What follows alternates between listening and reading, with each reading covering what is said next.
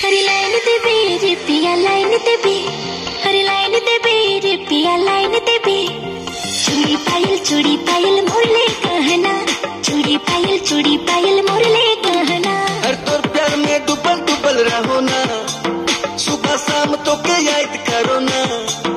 एरे सोना मन मोर कहना, झटे लाइन देबो तो के चूड़ी कंगना।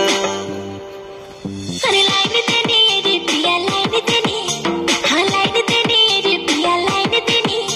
अरे चूड़ी पायल मोरले कहना, ए चूड़ी पायल मोरले कहना।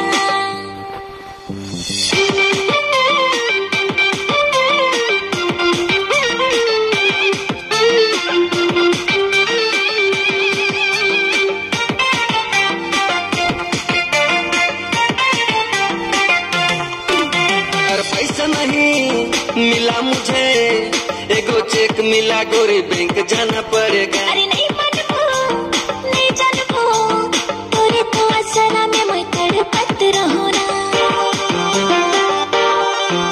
और पैसा नहीं मिला मुझे, एगो चेक मिला गोरी बैंक जाना पड़ेगा। नहीं जानबो तोरे तो असरा में मैं तड़पत रहूं ना, तोरे तो असरा में मैं तड़पत रहूं ना। हर तोर प्यार में डुबल डुबल रहो ना, सुबह शाम तो के याद करो ना। एरे सोना मन मोर कहना, झटे लाइन देबो तो के चूड़ी कंगना। हरी लाइन देने रे पिया लाइन देने, हाँ लाइन देने रे पिया लाइन देने। अरे चूड़ी पायल मोरले कहना, ए चूड़ी पायल मोरले कहना।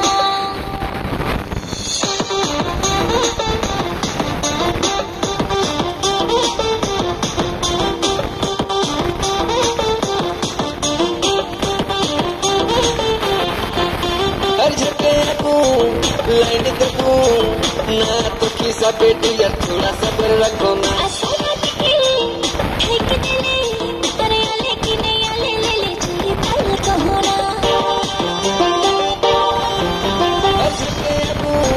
लाइन देबो ना, तो खिसा बेटी यार थोड़ा सब्र रखो ना।